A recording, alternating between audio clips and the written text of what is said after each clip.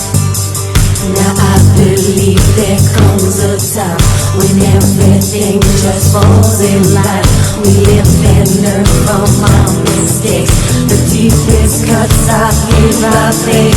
Now I believe there comes a time when everything just falls in line. We live and learn from our mistakes. The deepest cuts I give our faith. Now I believe there comes a time when everything just falls in line. We live and learn from our mistakes. The deepest cuts are healed by faith. Now I believe. Oh, better. Oh, better. Oh, better. Oh, better, better, better. Now I believe there comes a time when everything just falls in line. We live and learn from our mistakes. The deepest cuts are healed by faith.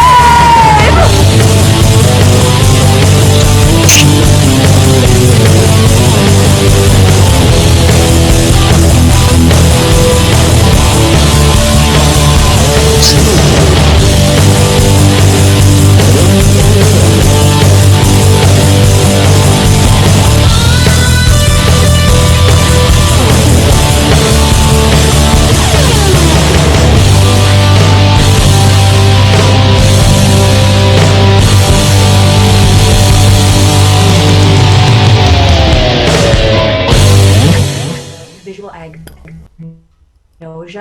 agnosia meaning not knowing and not understanding something that they used to understand.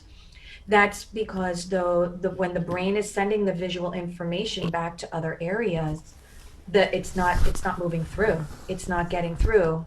Oh, look! Mr. Mark McEwen! Hey, hello, good morning. Good morning, Mark. You Nice. sounded great. Keep going, keep going. You know what? I think this show we're going to do a little bit different. If everybody doesn't mind, can we combine both shows? Well, I could stay on for a little while Yeah. longer. I'm sure Mark has plenty to Yeah, say. Mark's. Hi, Mark. Yes, it's very exciting. I've nothing to say. So I doubt that. what we're not going to do is we're not going to close out. That's what I'm saying. Because we usually close out of one show, then stop and go back in. But we're just going to slide right through. We're going to slide. That's the magic of Zoom. Yes, Isn't that yeah. great? Nobody has to get off the set. Before Zoom. Wow, I know. We had a problem with Skype. Remember, Mark?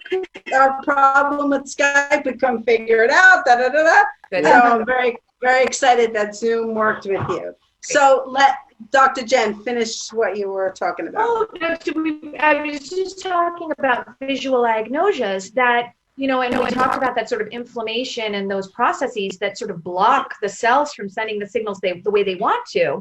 So with our brains, it goes from the eyes, it goes to the back of the brain, and then it gets shuttled into all these different areas, including like even all the way back up to the front of the brain in order to be able to make conscious, accurate eye movements like we do, what they call tracking when we read. The frontal eye fields are responsible. So all the way through just for visual perception and being able to name objects that you see. So not that aphasia is a visual problem, but sends information to those language centers, or else the language centers wouldn't be able to figure out the words for them. They have to know what the brain saw first. If you see a cat walking in front of you, the speech centers have the word cat and they're just waiting to send it out there. But the brain has to first, the visual centers first have to shuttle the information. Yeah. If that makes sense. So they estimate, it's really hard to get a good number, 60% minimum of the brain is involved with vision. Wow. So well over half. Wow. And it's, it's an important sense. It's the one that typically guides us, unless, as you pointed out earlier, RenéMarie, someone was born or at an early age is totally blind. So it's, it's really pretty fascinating. It is. It really is. It really is. let me take a few moments to introduce our wonderful guest that just joined us, and I'm honored. I'm always honored to to communicate with our guest that just joins us, Mark McEwen, the author of "In the Weather in the Change in the Weather: Life After Stroke." Mark was huge on the weather forecaster, and you actually got into the entertainment field a little bit as well while you were a little bit. I did all the entertainment for all the this morning. The yes, the Golden Globes, the Grammys, those kind of things. yes, yes. And RenéMarie, I am very lucky, very lucky. And I'm lucky Yes. I'm still here. Yes, yes, yes, Yeah. yes. And so I do want to give thanks and gratitude to Bob from what's Bob's foundation's name, Judy? Judy's Run for Stroke Judy's Aware. Run. I've drawn a blank because I have to shift now. Judy's Run for introducing me to Mark McEwen. Mark was at a fundraiser that I did for Judy's Run, and Mark was there, and I was so excited to meet Mark. I was so excited, and I did the right thing though. I sent Mark my photo. I sent him, I can't wait to meet you, and I'll never forget it. This is a moment in time. Did you get his autograph? No, I was standing there. And Mark knew who I was because I sent him the photo. He was coming towards me. I'm like, yes! Yes.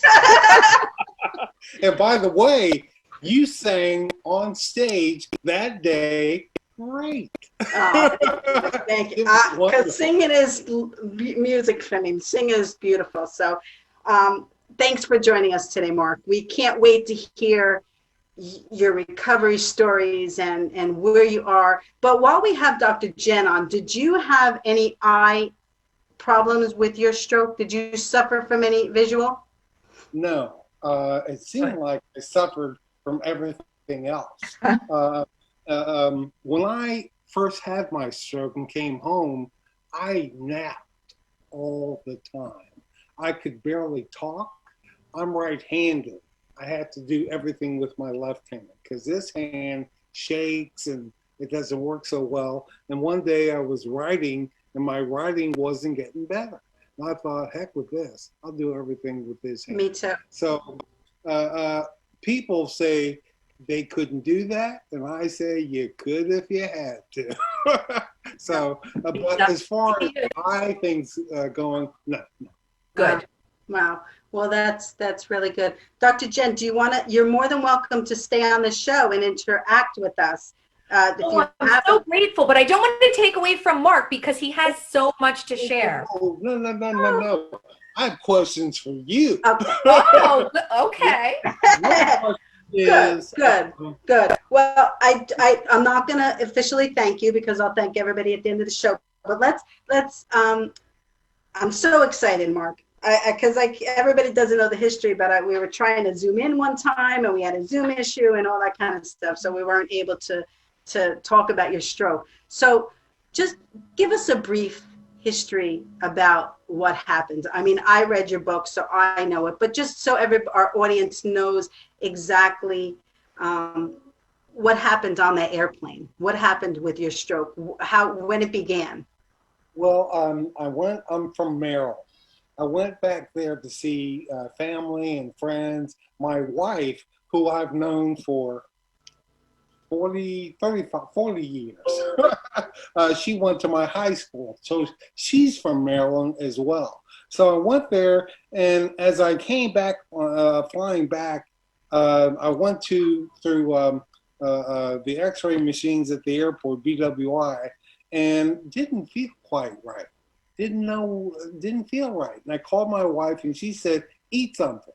And I didn't. And she says, she thought, if you don't eat something, something's wrong because you're always eating something. So on the plane, it was awful. It was like, I didn't know what was happening and I thought it would go away. So I'm sitting there and my world is falling apart. And there are people all around me. I can't even talk. And so when we landed, the sky cap, I had the wherewithal to have a wheelchair at the airport waiting for me. He stumbled off the plane. He got me in the wheelchair. Off I went. He left me curbside by myself. I was dying. And I kept trying to call my wife on my cell phone. Finally got her and said, help me, not good. And she about lost her mind. And so that's how from there I went to the hospital. I was in a coma for 2 days, intensive care for a week, hospital for a month, rehab for a year. And what was the diagnosis, Mark? Do you know what the diagnosis was? Yes. Because if you ask me about my stroke, I don't know what my diagnosis was. So. It's early. Ischemic stroke is what I had. Ischemic stroke. I didn't help. I launched Eliquis for Pfizer. I take a blood thinner. So right. When that launched way back in 2013, I was there telling all the reps and the CEO of Pfizer and the CEO of Bristol Myers Squibb was there. So it was ischemic. Wow. So, Judy, do you have the press in front of you? I'm just asking off the top of my brain because I didn't ask you.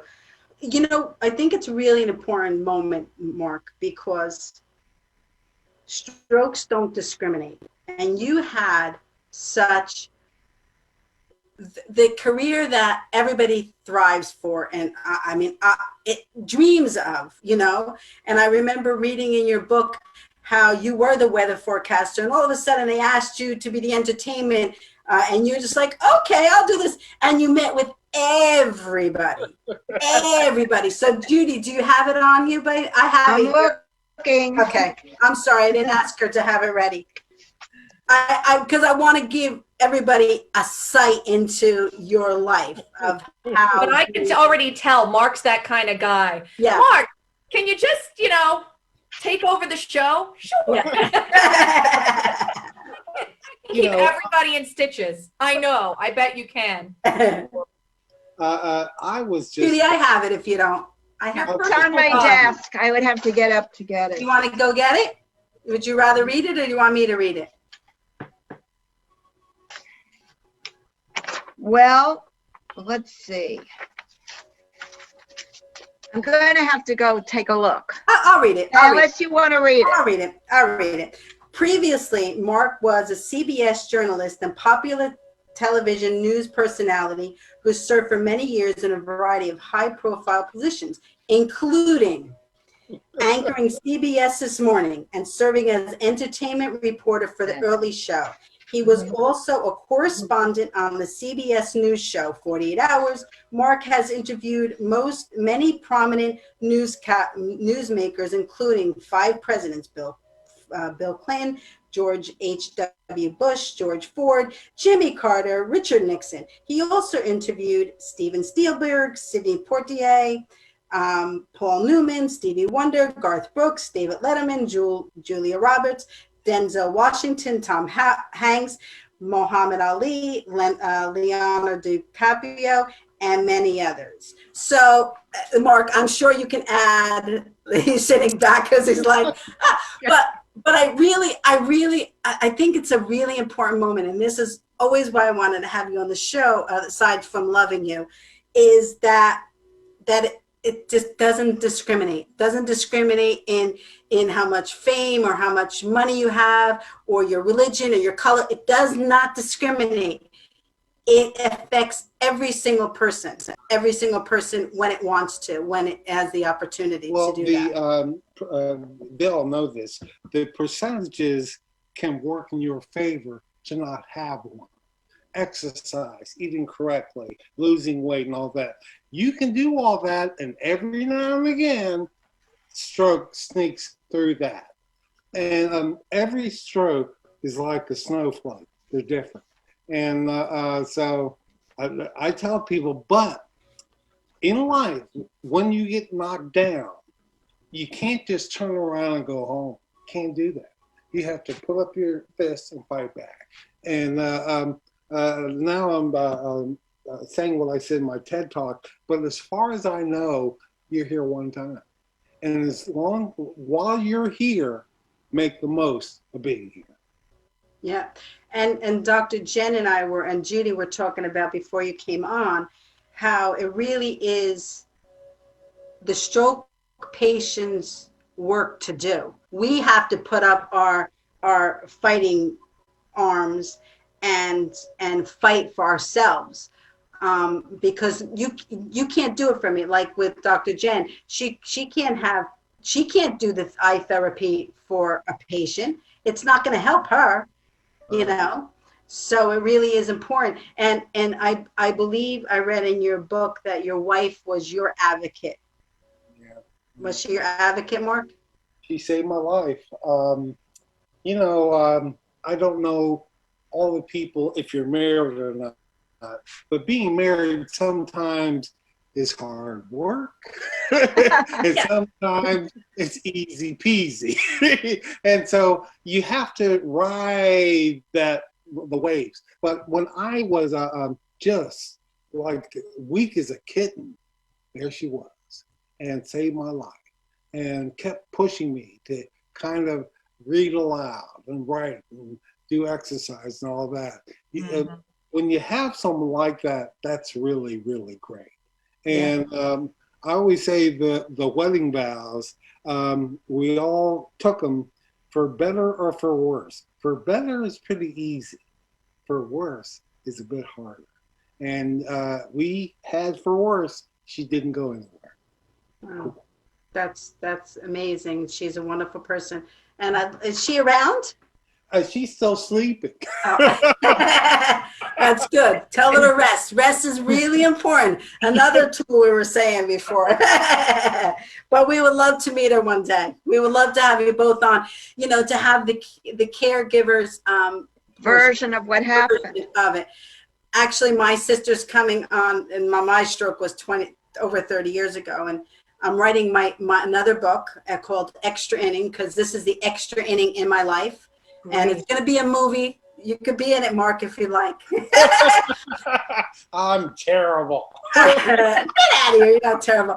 Anyway, but my sister's coming on to really fill in some of the gaps, because I really don't remember the technical medical side of it. I have no idea about that. I'm not a doctor. I have no idea about that. So she's coming on, and I would love to hear your wife's side of the struggles that she had to deal with, and who was her support system, because we were talking about it before, is we want to build a team of supporters around families that their loved one just goes into the hospital. Who's supporting them? They're only hearing from the doctors, but who is supporting them to say, look at you, Mark, look at me. We suffered a stroke. Yes, your normal will never be the same, but it will be a normal. It will be a normal. So, I found out later that the doctor, when I was in my coma, he said, we have this new procedure. You can raise the blood pressure, but it'll either save him or kill him. Oh my God. Yeah. He said, you have to make that decision. And she was just nuts. My wife is my sister's best friend. So my sister was here with her. And she said, okay, let's try it. Saved my life. If it had gone differently, I wouldn't be here. But, I watch Jeopardy, I read newspapers, I read books. I like knowing things. After the stroke, I couldn't do any of that. It was just too much. How long did it take you to recover? Am I recovering? I was just going to say, You look recovered. I'm still recovering. Exactly. What's funny? I'll answer your question in a second. But I'll meet people and they find out I've had a stroke and they say, you'd never know. And I think, I know. Yes. I always know. Right. It took a while. At first I was moving real slow, talking real slow, and my voice was high. Hi, how are you? And my dad was like, oh, this is terrible. But my voice slowly came down, and I can move, but I call it stroke residue. Part of the residue of my stroke, if I turn too fast, equilibrium is lost. Oh, It'll make me, if I learned, I don't do this anymore, but sit-ups, if I lie flat, it's terrible. It's like I'm having another stroke. And I thought I was. I don't do that anymore. And but little things. I can't throw with my right hand. I have twins. They're not 16, but I threw to them with my left hand. Exercise. I can't run like I used to, but I can walk. I can walk. I always say, moving. You don't have to join a gym to get exercise and get past the stroke. Go for a walk. A neighborhood, birds chirping, neighbors, and all that. Walk down to the end of the house, then walk down to the end of the house and over to the street, then walk the street over there. So that's how you do it. But you have to keep moving. You have to keep moving. You have to keep exercising. That was something that that I one of the life lessons that I've learned is exactly that, Mark, that you got to not only keep moving physically, but you have to keep moving mentally, because we don't want to get stuck. We were talking about this before. We don't want to get stuck in that woe is me, I had a stroke. You have to keep, it was your doggy. You have to keep, he just went, he felt like getting up. Yeah, you have to get, you have to keep your mind moving. And over the years, I used to be stuck in that. I don't know if it's depression. I don't know what depression is. My sister believed I was depressed, but it was this fear. I think it was more, but in my mind, I would be fearful. So one of the tools that I've learned is just to get up and go and do something. Do something. Don't get caught and you up. never stop, Renee. Yeah. And don't get caught up in oh my God, what's going to happen? Am I doing it right? Am I not doing it right? Just get up, move. And that's really one of the keys to. Renee, what you find out is everyone has something. Yes. And you think you're the only one. When you have a stroke and you watch the world go by and you want the world to stop because it doesn't work that way. But I found out that everyone is dealing with something. Everyone has had something. And so when you realize that, it makes it easier to kind of tell them about what you've been through and tell them, don't give up. Don't give up. Wow. One of the things that we always loved about you was that you would interview people and you would get their story out. And isn't it interesting that now it's time to tell your story? I usually interview. I'm not a person who gets interviewed. So you were not a person that got interviewed. Turnabout is fair play. Yeah. So it's very interesting that now, you have to do that. So I remember our last conversation that, you were trying to get back into now I know you have a new show, All Things Men, which I want to talk about in a few minutes, but you had another show in Orlando. What was your other show that you were doing? What has your steps been? All I wanted to do, Renee, was get back on TV. That's all I wanted to do. That's what I did. And unfortunately, my voice is not exactly the same as it was. And so local news is different from national news. Local news is my baby's in that burning building.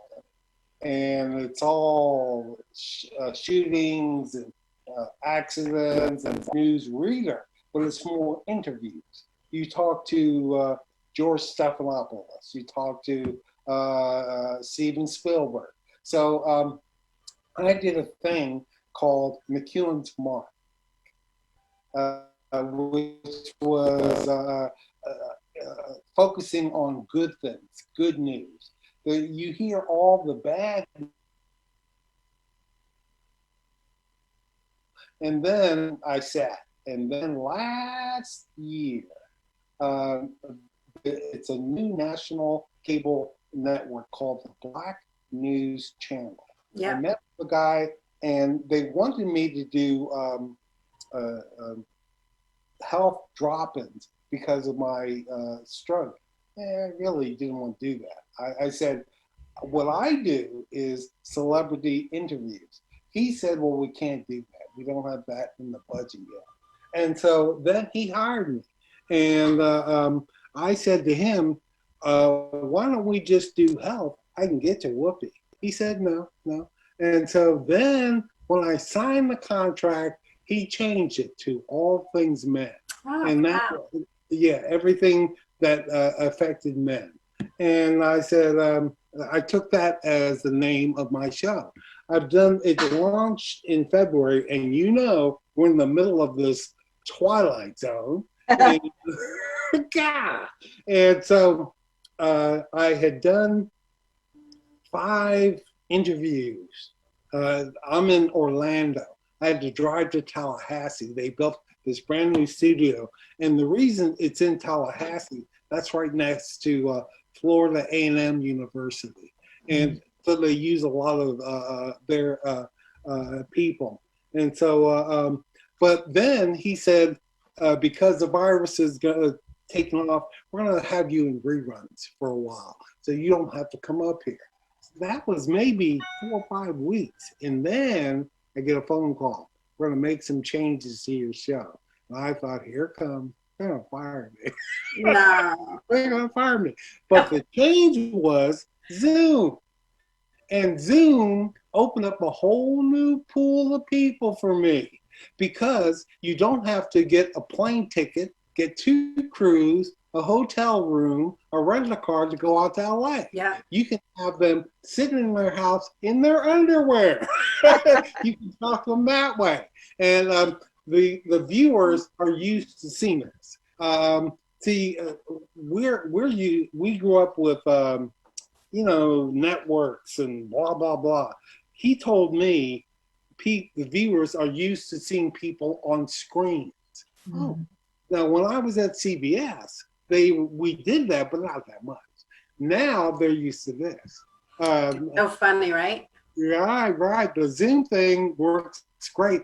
We're in the middle of, Renee, of a whole sea change of things. And this is one of them. So we'll see what happens. Well, Dr. Jen was saying before, we were talking about how blessed. Dr. Jen, feed into that a little bit, how blessed we are. We don't want anybody to think that we're downplaying the coronavirus. Oh, no.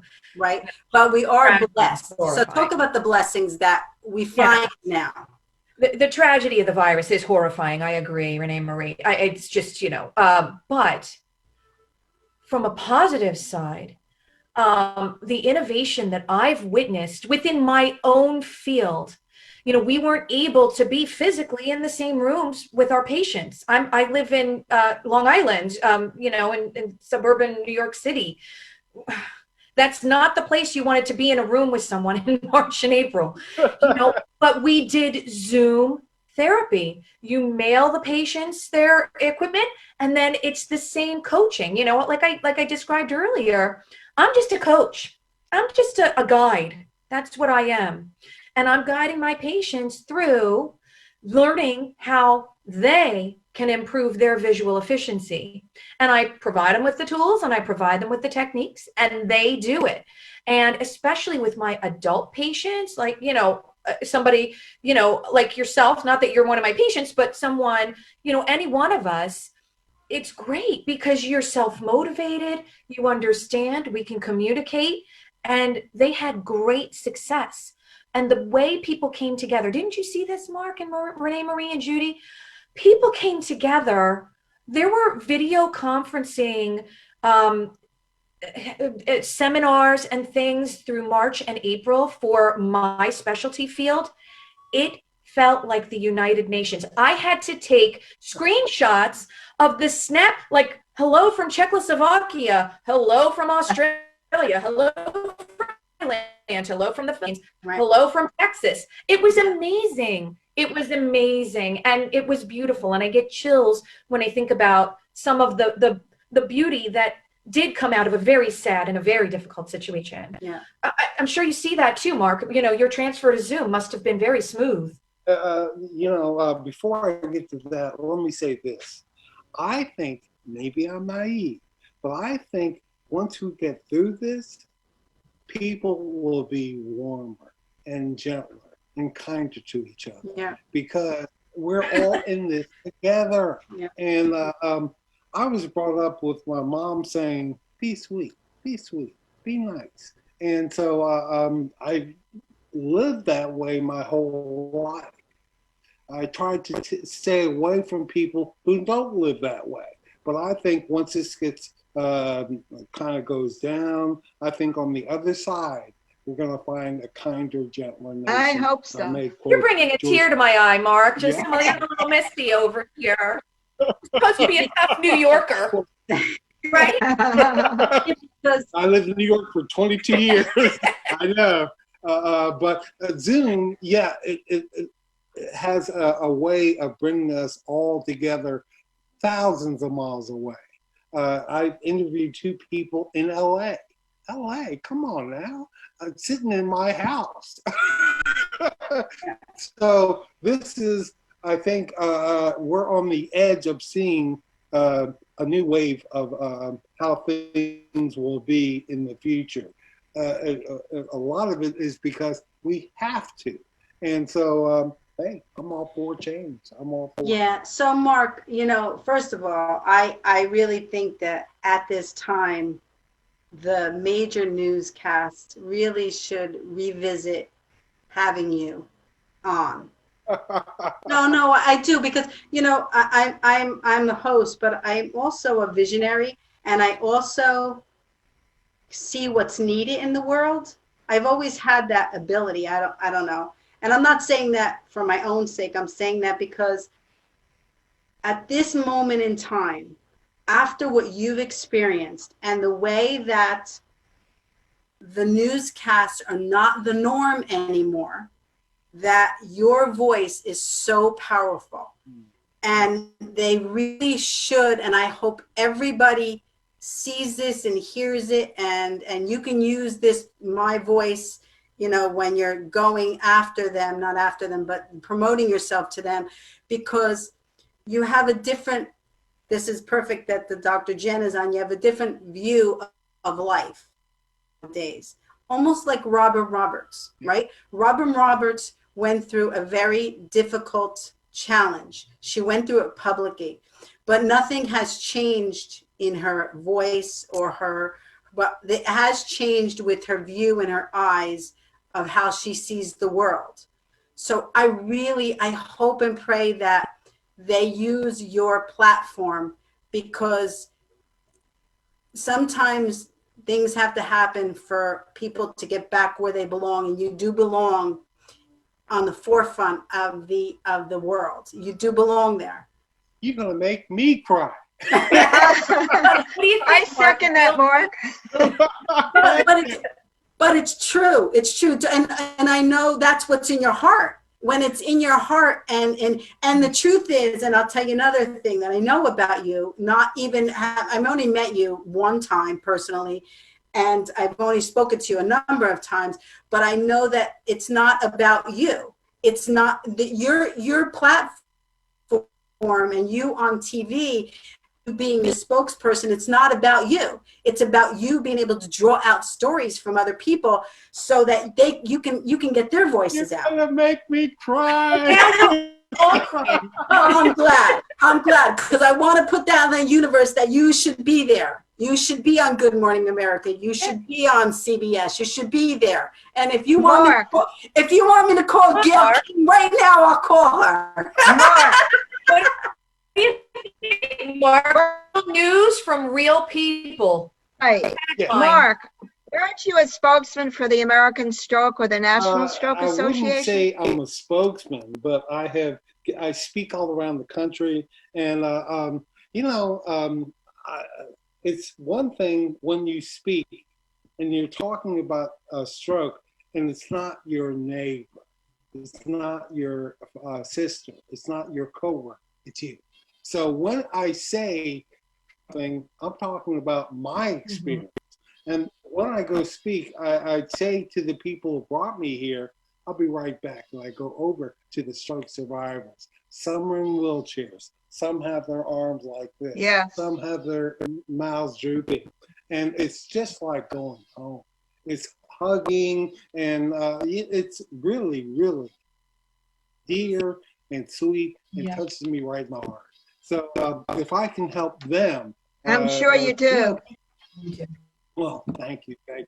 I can help them. I'm happy to. So tell us about the vision, the way you see the world different. And I'm sorry, my landscaper's here. That's okay. My grass is getting beautified. So I'll mute myself after I ask the question, but tell us about the vision. And then Dr. Jen, I want you to put your 2 cents in, and Judy, I want you to put 2 cents in. But the vision, the new vision that you have because you suffered a stroke, and the visions that we have for the world moving forward. Well, Mark, you go first. I've learned the hard way that you have to grab life by the hands. Otherwise, like I said earlier, it just goes by. And you have to kind of not take no for an answer. You have to be thick-headed. You have to be determined. You have to be all kinds of things, single vision. And but when I sit and talk to people now, 2 things. One, it's so much fun for me when people go, Mark McEwen. I've been sitting here for years talking to the dog. So when you walk into a newsroom and they're like, hey, it's wonderful. It's wonderful. And also, when I interview people, to me, the key is, like Renee said, I don't want it to be about me. I want to hear about you. I want to hear what you are thinking, what you're saying, your thoughts, your memories, and all that. And the key for me is listening to whatever you say. I'll go, oh, hold on. You said, and then you go in a different direction. I said I like knowing things. I like research. I like homework. I like being prepared, because sometimes the answer to your first question can negate all the other questions that follow. So if you know what is going on, okay, you drop your questions, and now it becomes a conversation. That's what I shoot for. So, but I want to reiterate what you said, not to take no for an answer. Right. So you're stating that you're not going to, do you have an agent? Do you have a manager that pushes to get you? I have, I used to be with William Morris and blah, blah, blah, blah. I have a speech agent. I don't have a TV agent per se. I need one. I tried to get one, and they were all like, yeah. Well, then I'm going to clip that segment where I was stating of why I think it's important for you. And you're going to use that, because it's not, I'm sorry, my landscaper. Can you guys hear me? Yeah. Yeah. I'm not, because this is not you saying, oh, I want to be on TV again. This is the world saying, this is why we need Mark McEwen. No. This is And why Mark, we need I'll promote it as well when I get the clip. Yes. And because you have a story, Mark, and your story, like Robin, is equal to Robin Roberts. You're on the same platform as Robin Roberts. And I'm going to even send Robin Roberts an email. Why don't you text him? Why don't you call him a Robin Roberts? I And don't just, know her. I don't know her. well, I had a photo taken with her. I met her one time. Cool. But she's on Twitter. I'm going to clip it. I'm going to send it to her. I am. I'm going to try to help you in any way I can. Okay. But let's fight to get you back on TV. Sorry, I And had, Mark, I'll promote that clip as well. yes. Thank you again. Thank you again. Yes. You're right in the sense that you have a different view of life after you've had a stroke. And if I can help someone who has had a stroke, just sitting there and thinking, woe is me, if I can help them to not think that way, I'm fine with that. I'm fine with that. But look at the platform. Not only were you experienced as an entertainment correspondent, interviewer back then, but now you can be the representative for all those stroke patients or stroke survivors that say, look at Mark, he suffered a stroke and he's back on TV. I want to be like him. And your broadcasting would give us hope. Would give us hope. And strokes are the leading cause of disability in the world. So there's no reason why a stroke survivor shouldn't have that platform. I mean, I feel it in my heart that it's true. I So hug you you need, and I kiss you. Thank you. but it's true. It's true. It is. So I know our meeting at Judy's Run car show had much more to do than us, just meeting on that day. We're in the same, place in our lives. We're both stroke survivors, and we both have the passion and drive to make a difference and really bring hope to stroke survivors. And that's the platform. That's why God left you here, so you could do your work. Could I I'll stop. Yes, go ahead. could I add just a little bit to that perspective too, actually, Mark? I would say you're not just doing it for the stroke survivors. I think it's critically important. I, as a therapist, watch people get better who weren't supposed to get better.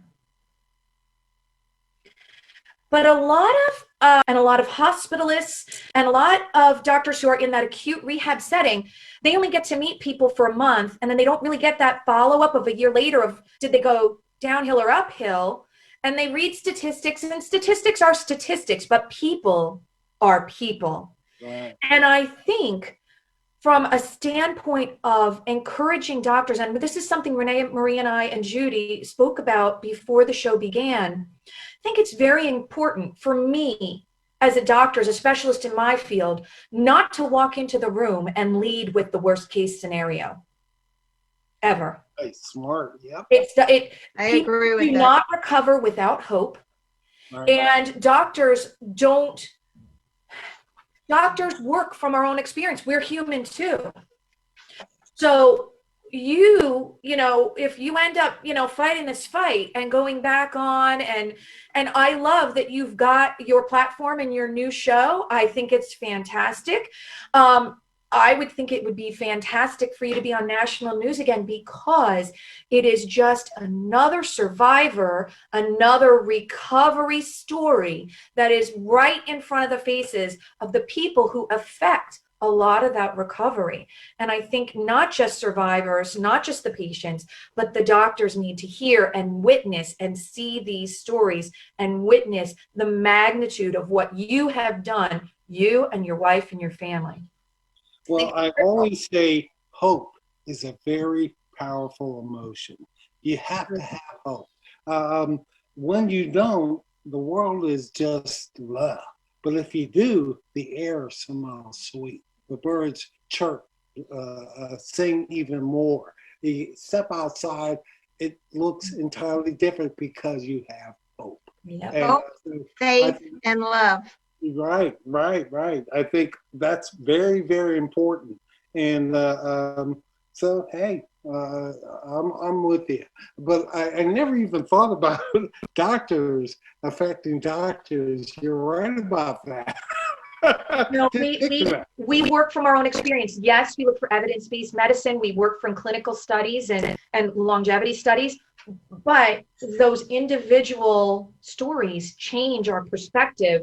And then we start to search out and find evidence-based medicine that supports how'd that guy recover? How's he doing so well? Oh, and then you start to tell other patients, and they start to hold your story up as an example, and it just snowballs. The good And it only multiplies, adds. yes. Really does. Thank you. Yes. So Judy, you want to put your thought on visions and seeing things through different eyes because of the experience that you had with your dad. Mark, I don't think Mark knows your story. So give him a brief, Well, my dad was suffering from a killer headache and didn't mention it. What I noticed was swollen ankles. I brought him to the heart specialist, and the heart specialist said he was in the best of health for his age. How And old 2 was he? weeks later, pardon How me, old was he? he was 93, and he Okay. was still working. Oh, ooh. And yes, and driving. Age like is we're just a going to number. be doing at 93. Thank you. And 2 weeks later, he had a massive stroke, a hemorrhagic stroke. And when I was in the hospital and at the information booth asking about the surgeon, I got shoved off the line. And the man that shoved me off the line was saying, "Do I have any messages?" And the receptionist said, "Well, the woman you just shoved off the line is the daughter of your newest patient." And then he proceeded to tell me how negative everything was. And I decided that I couldn't work with him. It was just not going to work out, and I fired him. And I got a heart specialist with a more positive attitude. He explained what the situation was. He showed me x-rays. He told me what I could do to prolong my dad's life and maybe improve it.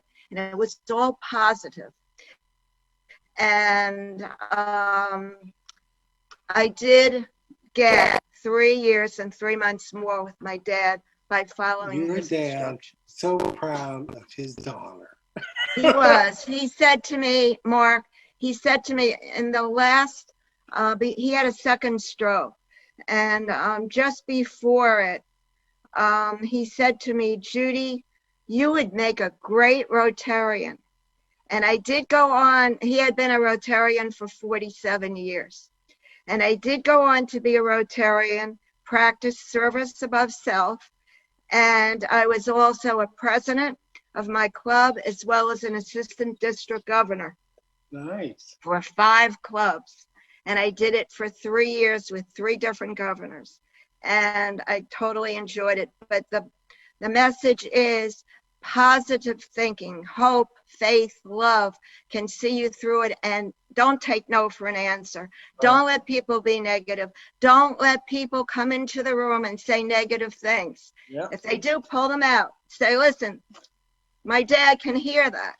Okay, we're only going to talk positive thoughts. He's going to get better." And that's what I did. And there were times when he was better. He did have a serious vision problem that nobody addressed. And it's good to know that Dr. Jen is out there and has alerted the world about what can be done. I'm working on it. And also, I would like, if it's possible, Renee, to read stroke symptoms for women versus men. Okay. Absolutely. Absolutely. Go ahead. Okay. For women, it would be face drooping, arm weakness, speech difficulty, vision problems, trouble walking or lack of coordination, severe headache without a known cause. Never ignore a killer headache. General weakness, disorientation, confusion, memory problems, fatigue, and nausea or vomiting.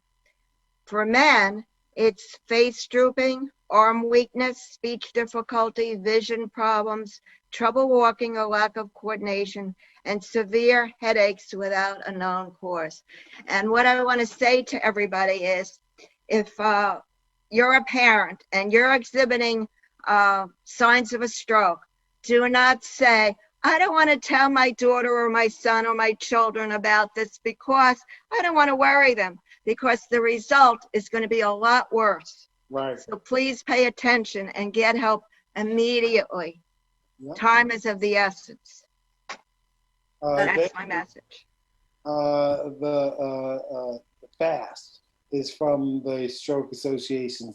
Face drooping, arms, speech, and time. If you get a person to an IR or to the hospital within a certain amount of time, they can give you, you know this, clot-busting drugs that can kind of help you negate a stroke. But if you pass, and I passed that time, and if you pass that time, whole different ball game. When I went to the ER here, the nurse said, when did you first notice the symptoms? I said, maybe 2 days ago. And she went, oh my God. I didn't know then, I know now. That's the wrong thing to say. So, yeah. And also, if you have a hemorrhagic stroke, they have to test to make sure what kind of a stroke it is. Because if you have a hemorrhagic stroke, which is a bleed in the brain, they cannot do the clot busting medicine. They may have to do surgery or something else. But again, time is of the essence. You can't waste a moment.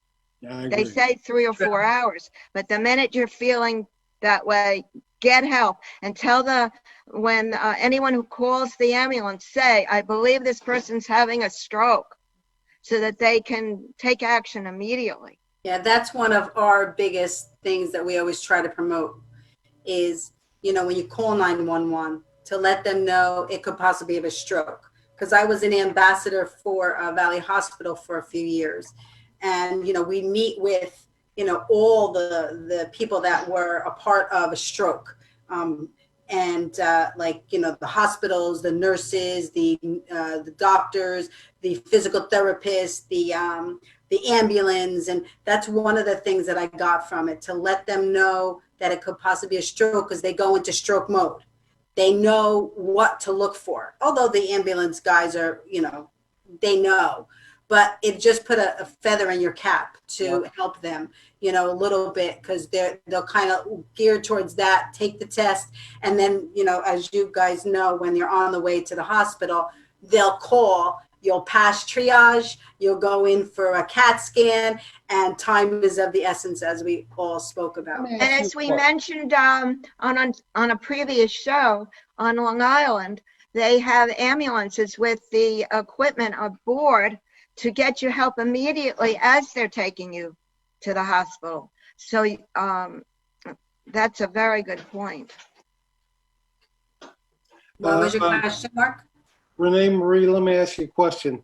What was it like for you right after you had your stroke? I was different. I actually had an out-of-body experience. And when I suffered, I was walking across field number 2, WAG 2 in Hawthorne, the softball field. 13 years prior, I suffered, I got hit in the head with a bat when I was stealing home. So I was stealing home, I was sliding in, my helmet came off, and I hit the bat and it came up and hit me in the head. So that was the first time God was trying to get my attention. So he had to hit you with a baseball bat. Yeah, literally hit me with a baseball bat. Literally. This is we're New Yorkers. We're hard-headed.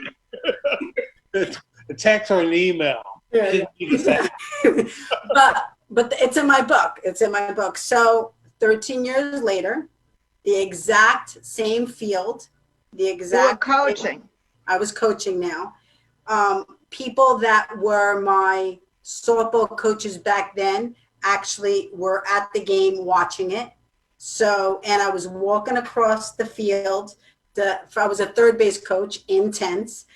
And I was walking across the field and I heard God say to me, let's try this again. I walk into Oh my God. the first base dugout, which the team was, and I collapsed. And I saw my body on the ground, and I had a conversation with God. God had a conversation with me. And I said, please let me go back in my body. I want to work. I want to do whatever you want.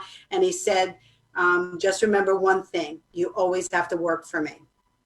And I said, okay. I said, whatever you want me to do. So he put me back down in my body. Up, Mark got out. Let's wait until Mark scans back in. Don't forget to mention that you were a new mother and your daughter was only 6 months old when this happened. Wow. She was 6 months. She was she was at the game with a friend. So, yeah. So anyway, so that's why I think mine was a vision, a purpose for me to kind of gear into what I needed to do in my life. Don't get me wrong. I know that I feel and I know that God, in any fashion, whatever kind of God that you pray to and you believe in, kind of guides you through your life, and you have to understand how to navigate through it. So, and this is how he spoke to me. And but we all have a purpose in our lives. We're here for a reason. So, before Mark comes back and we have to talk about all his things, man, we have 10 more minutes.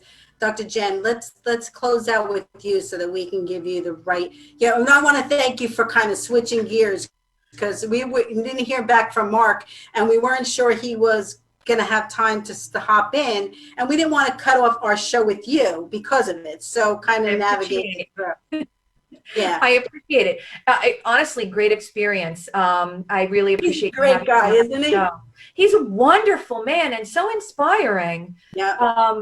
So I love your message to him, and I couldn't have agreed more. So he really could inspire so many more people on a national platform. And Judy suggested that he be a spokesperson for a National Stroke Association. Absolutely. Look at his recovery. It's amazing. Yeah. So share with us, let's recap how the eyes and how physical eye therapy. And we'd love to invite you back, and Jim and I are going to work on showing your slideshow. So we could, I would love to show your slideshow on the side, but share with us, give us a recap of the importance of your work. I mean, so basically, stroke, obviously, the first thing you have to do is survive, right? We have to make sure that our patients are surviving and they're making it through. But if you're noticing visual difficulties, not just the most obvious one, which is half the world is missing, but other vision difficulties, and they can include everything from knowing that you're slower reading, things looking jumbled to you, things looking strange, double vision, but typically, again, double's not this. Double's just sort of that smear, typically. It's not two of everything.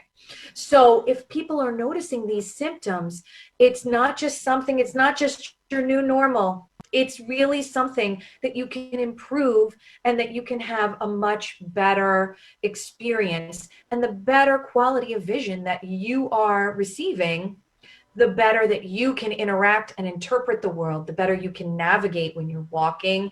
Even if you stay in a wheelchair, the better you can navigate your wheelchair. It's really pretty critical. Right. The steps you want to go through is you want to make sure that your glasses are correct post-stroke, that things do change. Right. And sometimes rehabilitation glasses are one thing 1 week out, and then 2 months later, they might be something else, and that's okay. Same way as if you might start with a walker, but then move to a cane and eventually get rid of the cane in physical therapy. You use what you need at the time, and then you regain your function and you do what you can yourself. Exercises and activities aren't magic. They're not complicated. You just want to make sure that you're doing them in the proper order so you're not frustrated or you're not trying to start at such a high level that it's impossible. Yeah. So, but don't be discouraged. That's my number one message. Don't be discouraged. Yep, I agree. I agree. It's really important that, everybody knows there's so many pieces to our puzzle. There's so many pieces to our puzzle. And you never would think to have an optometrist, an eye doctor on your team, because we always talk about having, doctors and internists and physical therapists, and, to have that team of people around you so that if something happens, you already have everybody set in place. You don't have to go out and find somebody. And it's very interesting because we never thought to have an optometrist on our team. Yeah, and I think people always think of the big three, right? They think of physical therapy, they think of occupational therapy, and they think of speech therapy. And They don't think about vision. Right, those three professionals do critically important work, but I think it really should be, as Jean Marie from Pathway Stroke Foundation put it, instead of just thinking of the triad, it really needs to be a quad, a recovery quad. You need your speech, your physical therapy, your occupational therapy, and your vision. You really want to make sure you're integrating all the areas. Yeah. Hey, Mark, we missed you. Hi, Mark. Wi-Fi. That's Okay. okay. I'm back. Yeah. Good. Okay. So we only have 5 more minutes. So we could all sit around and chat forever. And I shared my story. I told you it was interesting. I got hit in the head with a bat. I wasn't doing what I needed to do in my life, and that's the way I was told. And the second time I got it, Mark. The second time. You know what though? What's very interesting is, even though, I have a connection to God, or God has a connection to me, it doesn't make my life any easier. It doesn't make the lessons I have to learn and the struggles I have to go through any easier. So, that's why I say, like before, someone's asked, when you recovered, and I'm still recovering. I'm still learning. I'm still growing. I'm still, and thank God, I have the drive that I have to navigate through it. And the energy. And the energy. Thank God, because otherwise it does take doesn't it take a lot of energy and determination and drive to plow through a stroke? Yeah, it does. And the thing is, a phrase that gets overused, the new normal.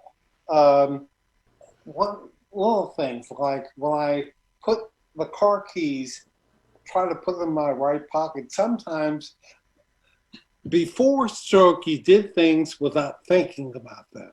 After a stroke, you have to think about things. And so sometimes my hand's not doing what I wanted to do, and I have to look down and change. But again, moving to the right and having my equilibrium go off, you learn how to work around things like that and make your life the best.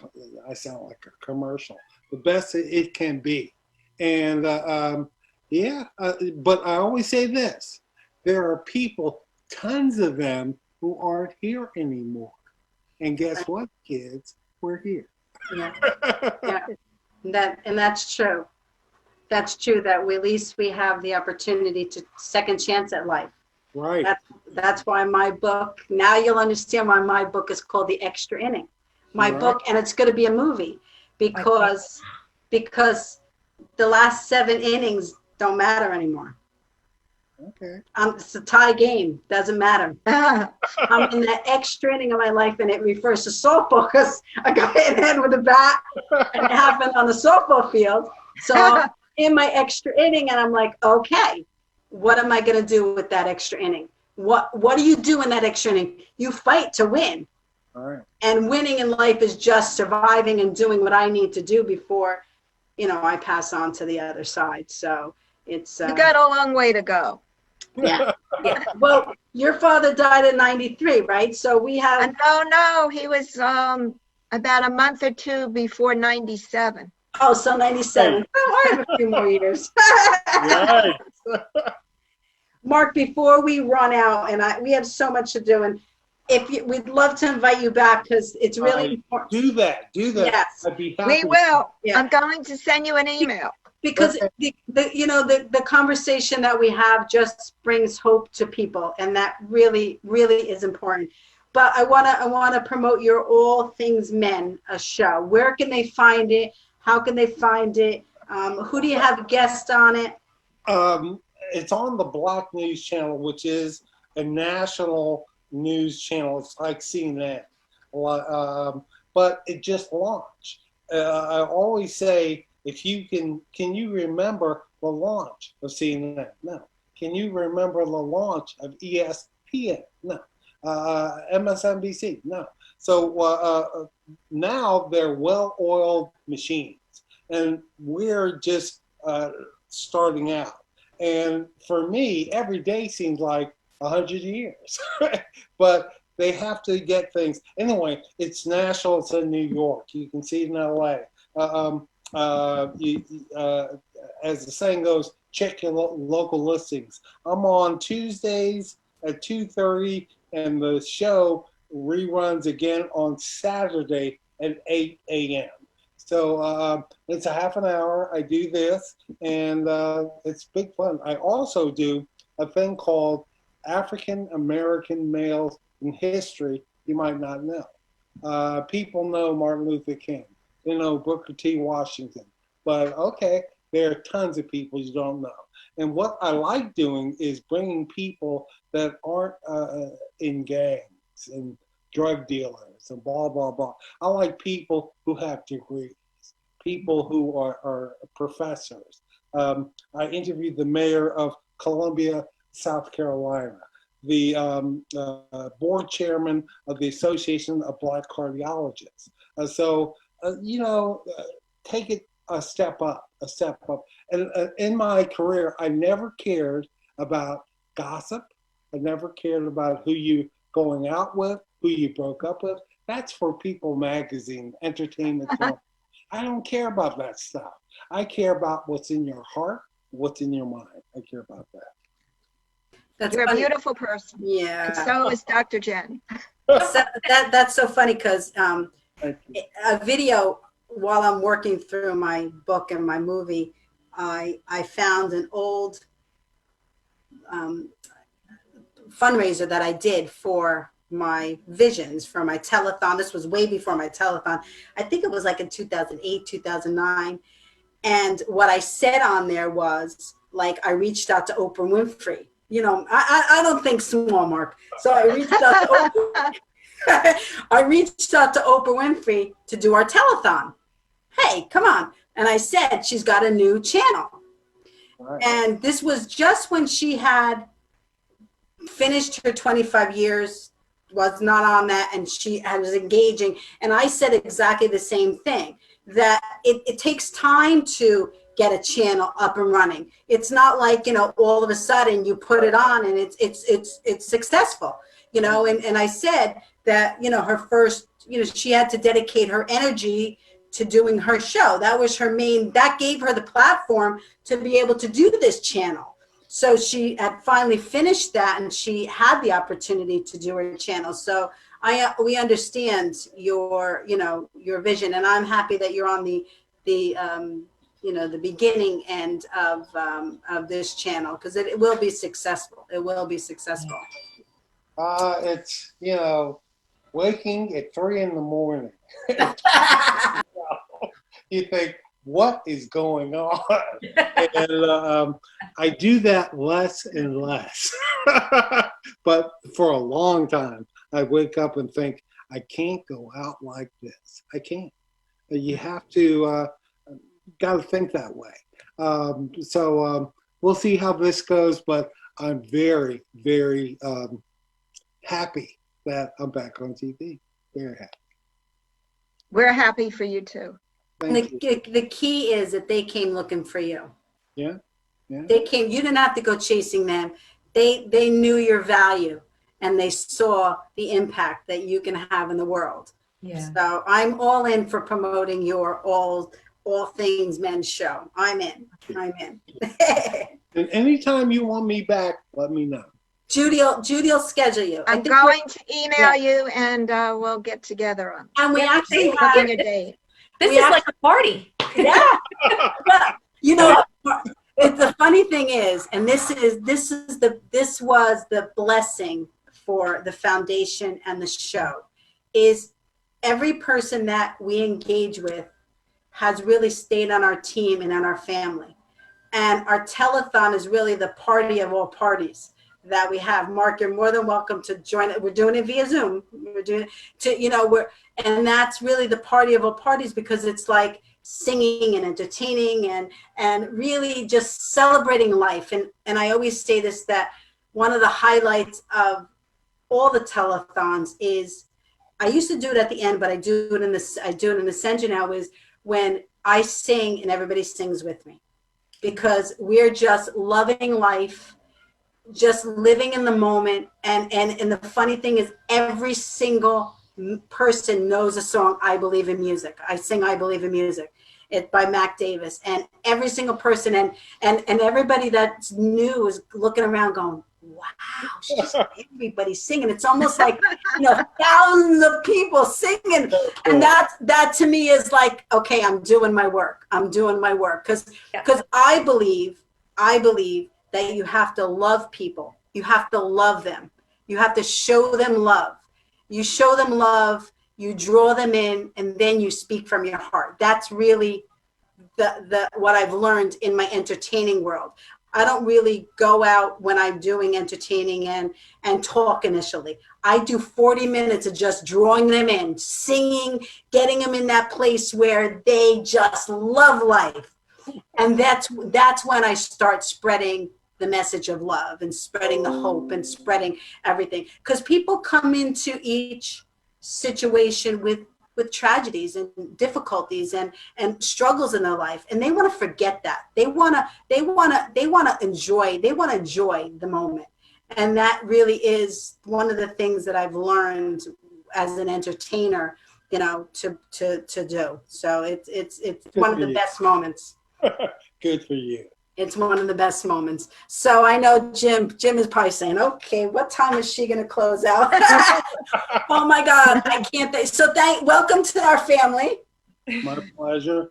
Great to meet all of you in person, but Zoom in person. Yes, Zoom in person.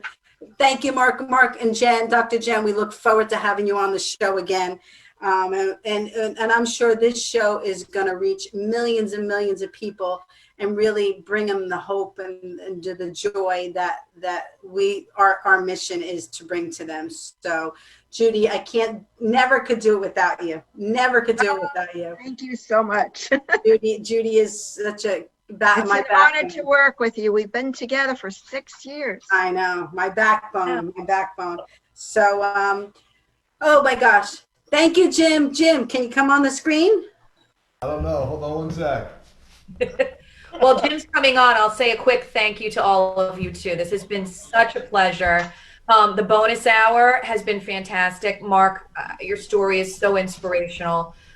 Yours too, RenéMarie, and yours, Judy. Really, it's such a gift. It really is. You were great. And you didn't even have time to hear Jim's story. Jim got a story? I got a story. Yes, he does. Jim's got a story. Jim, quick. Give your story so that we can all. Well, I just found out actually I need another surgery, so that adds to the story. Oh, no. But I have I had bone spurs that grew into my spinal cord in my neck, and it just wreaked havoc on my whole body. And I've had problems with my lower back since, and I've had about 8 operations now in the last 4 years. Wow. Jim, can I ask you a question? Yes. Were you ever on the radio? Great voice. I I have not. But you have a great voice, sir. I love you on TV. Well, thank you. Thank you. Well, you sound great. Thank you. Thank you very much. How about you go on and I'll dub my voice? But I want to share that Jim has come to the studio in such pain, and he's done a telethon sitting there for 6 hours in such pain without ever Taking any breaks. without ever complaining. It's without always ever my complaining. pleasure because I realize that I'm not the only one suffering with something. You know. Yeah. Yeah, yeah. Man. Yeah. So thank you, everybody. I am the most blessed person in the entire world to have spent this 2 hours with all of you. I want to shout out to everybody in the world. Please love each other. Have hope. There is hope in the world, and we hope we brought you some today. Enjoy the moments. Life is a gift. See you later. Bye. Bye-bye. Oh, we forgot to blow our kisses. Ready? 1, 2, 3. God bless you all. Love it. Love you. Bye. Bye. Bye. Bye. Thank you so much. No sé qué tú piensas, yo no sé lo que haré, yo no sé lo que estoy perdiendo, yo no sé lo que va a pasar, no me puedes escuchar, llorar solo sin ti, no me puedes oír llorar. Caminaste por la puerta, todas las memorias fueron. Mi corazón está vacío, como si tuviera ayer. No me puedes escuchar, llorar solo sin ti. Mi corazón está sufriendo. No me puedes escuchar, llorar solo sin ti. No me puedes oír llorar.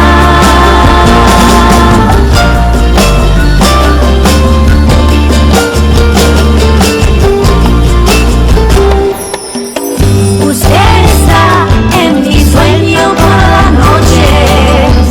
Por favor, no peleemos. Es tan difícil para mí y para ti. Yo, ¿qué puedo hacer? No me puedes escuchar, llorar solo sin ti. Mi corazón está sufriendo. No me puedes escuchar, llorar solo sin ti. No me puedes oír llorar. No me puedes escuchar, llorar solo sin ti. Mi corazón está sufriendo. No me puedes escuchar, llorar solo sin ti. No me puedes oír llorar.